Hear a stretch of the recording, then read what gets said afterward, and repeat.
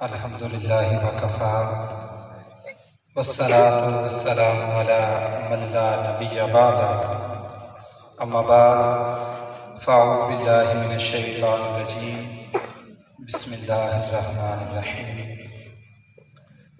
پڑھیے الصلاة والسلام علیکہ یا سیدی یا رسول اللہ وعلی آلکہ وصحابکہ یا سیدی یا حبیب اللہ، الصلاة والسلام علیکہ یا سیدی یا خاتم النبیین وعلی آلکہ وصحابکہ یا سیدی یا خاتم المعصومین۔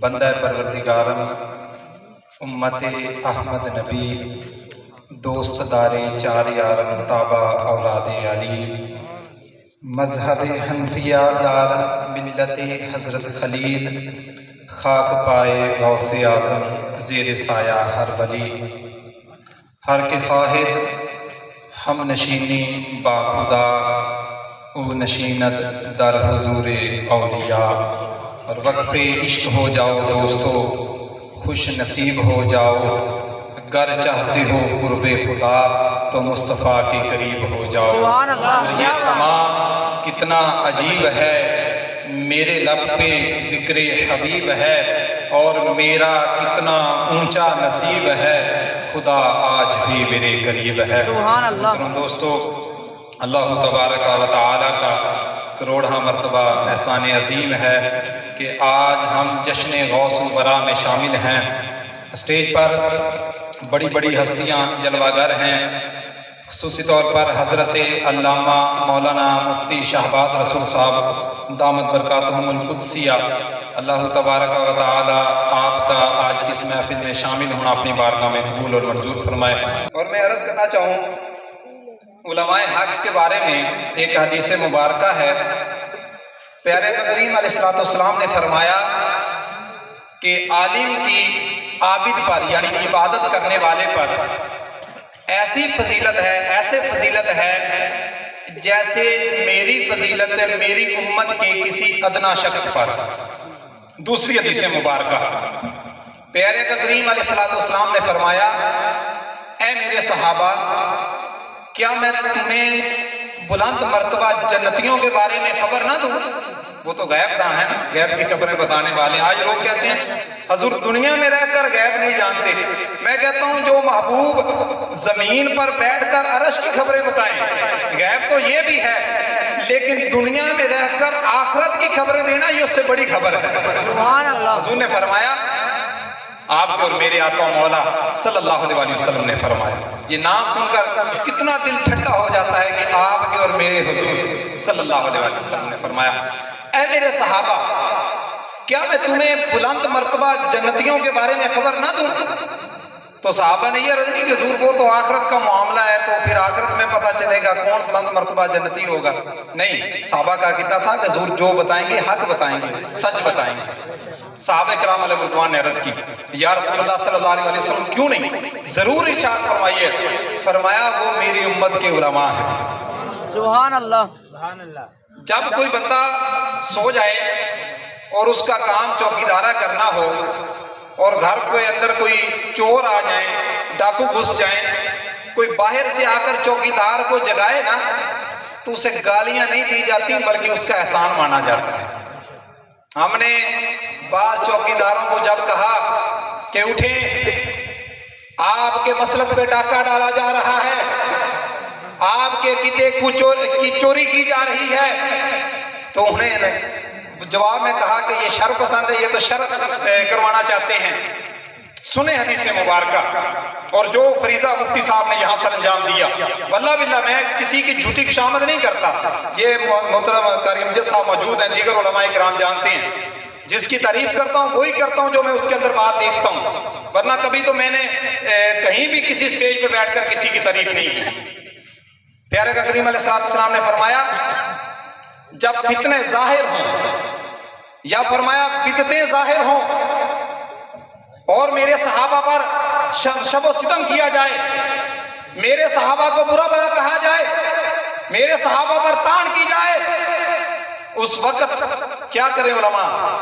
کمروں میں گھس جائیں، اپنی عزت بچانے لگ جائیں، اپنے مسلح بچانے لگ جائیں، اپنے ممبر بچانے لگ جائیں، نہ حضور نے فرمایا اگر اس وقت علماء نے اپنے علم کا اظہار نہ کیا، یعنی اپنے علم کے ذریعے سے ان فتنوں کا رد نہ کیا، تو اس عالم پر اللہ کی بھی لعنت ہے، اللہ کے فرشتوں کی بھی لعنت ہے، والناس اجمعین کی قید لگا کر فرمایا کہ تمام لوگوں کی بھی لعنت ہے۔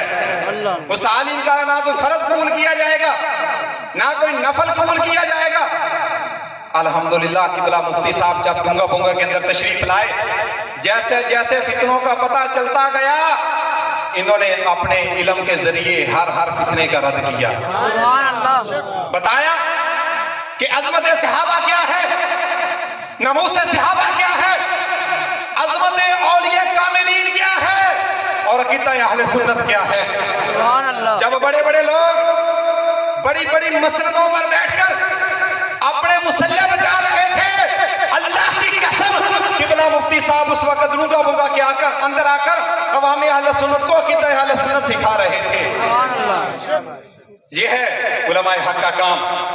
مسلح نہیں بچائے جاتے، مسندیں نہیں بچائی جاتی، لوگوں کا ایمان بچایا جاتا ہے۔ حدیث مبارکہ کا مفہوم بیان کر کے اجازت چاہوں گا۔ آج لوگ کہتے ہیں جو کوئی کیا کر رہا ہے ہمیں کسی سے کیا لینا دینا، بس اپنا کام سیدھا رکھیں۔ پیارا کا کریم علیہ السلام نے فرمایا تم فاسق کی برائیاں بیان کیوں نہیں کرتے؟ حدیث مبارکہ کا مفہوم ہے تم فاسق کی برائیاں بیان کرو تاکہ لوگ اس سے بچیں۔ میں نے کہا یہاں سے مراد وہ فاسق ہے جو تمہارے مال کو یا تمہاری جان کو یا تمہارے ایمان کو نقصان پہنچائے۔ اگر کوئی بندہ ایسا گناہ کرے جس کے گناہ کی وجہ سے صرف اس کی اپنی ذات کو نقصان پہنچتا ہو تو اس کے عیب کو چھپانا آپ پر لازم ہے اور اس کی تنہائی میں اصلاح کرنا آپ پر لازم ہے۔ لیکن اگر کوئی ایسا فاسق ہو کہ وہ آپ کی جان کو یا آپ کے مال کو یا کسی بھی لحاظ سے آپ کو نقصان پہنچا سکتا ہو تو اس کی آگاہی آپ تک کر پہنچانا یہ لازم ہے جاننے والے پر۔ اسی طرح اگر کوئی فاسق آپ کے ایمان کو چرانے والا ہو، آپ کے ایمان کو نقصان پہنچانے والا ہو تو پہلے کی نسبت بدرجہ اولا اس فاسق کی آگاہی کرنا ضروری ہے، اس کو بے نقاب کرنا ضروری ہے۔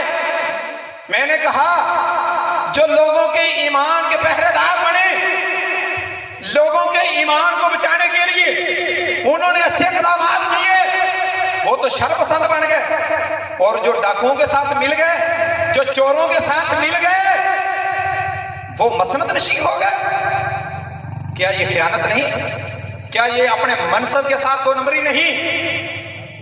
میرے قائد اہل سنت جن کی بافیضان نظر آج یہ پروگرام ہو رہا ہے، قائد اہل سنت مفکر اسلام کنز العلماء ڈاکٹر محمد اشرف آصف جلالی صاحب زیدہ شرف و فرمایا کرتے ہیں کہ جس چیز کی آج ضرورت ہے وہ سنی کی بیداری ہے، گر جاگ گیا سی یہ سنی تو پھر ہر طاقت میں بھاری ہے۔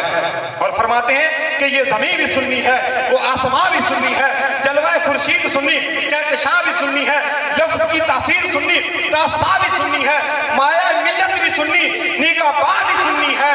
اہل سنت کے جیالو گر باندھ لو تم کمر، نظر آئے گا تمہیں سارا جہان ہی سنی ہے۔ دعائے کہ اللہ تبارک و تعالیٰ آج اس پروگرام کو اپنی بارگاہ میں قبول اور منظور فرمائے۔ یقیناً یہ زین بھائی کے اندر دل کے اندر جتنی بھی محبت ہے یہ ان کے والد محترم کے دل کے اندر جو محبت ہے اس کا ثمر ہے۔ وہ آج حضور کے ساتھ محبت کریں، آج حضور کے صحابہ کے ساتھ محبت کریں، آج حضور کے اہل بیت اطہار کے ساتھ محبت کریں، آج غوث اعظم شیخ عبد القادر جیلانی کے ساتھ محبت کریں، آج علماء اہل سنت کے ساتھ محبت کریں۔ اللہ کی قسم آپ کو اپنی اولاد کے دل کے اندر محبت ڈالنی نہیں پڑے گی، یہ محبت اللہ کی طرف سے آپ کی اولادوں کے دل میں منتقل ہو جائے گی۔ دعا کہ اللہ تبارک و تعالیٰ ہمیں عقیدہ اہل سنت پہ استقامت عطا فرمائے۔ آئینے میں جب کوئی بندہ دیکھے تو اپنی صورت نظر آتی ہے، تو ہمارے محترم برادر مکرم جناب حضرت علامہ مولانا محمد وحید صاحب نے جو کچھ کہا وہ آئینے میں اپنی صورت کو دیکھ رہے تھے، تو یہ ان کی آنکھ کا حسن ہے۔ ہاں جی، یہ ان کی آنکھ کا حسن ہے۔ بس وہ اقبال کہتے ہیں کہ اے قاسم اشیاء تیری تقسیم پہ حیران ہوں۔ حضرت اقبال کہتے ہیں اے قاسم اشیاء تیری تقسیم پہ حیران ہوں، دستار دی تو ان کو دی جو سر ہی نہیں رکھتے۔ یہ گویا کہ جو ان کا درد دل تھا نا، وہ اقبال نے ان 2 مصروں میں بیان کر دیا۔ اے قاسم اشیاء تیری تقسیم پہ حیران، دستار دی تو ان کو دی جو سر ہی نہیں رکھتے۔ بھئی سر کا کیا مطلب ہے؟ امامہ بھی ہو، جبہ بھی ہو، قبہ بھی ہو، لنگر بھی حضور کا کھائے، بات جب حضور کی آئے تو پھر نہیں جی تسی اگے جاؤ، اسی تے پیچھے ہی کھڑے ہیں۔ اللہ اللہ حضور کی جب بات آئے تو پھر بندہ بزدل بھی ہو تو بہادر ہو جاتا ہے۔ جب بات حضور کی آئے، ہاں جی، بزدل بھی ہو تو بہادر ہو جاتا ہے۔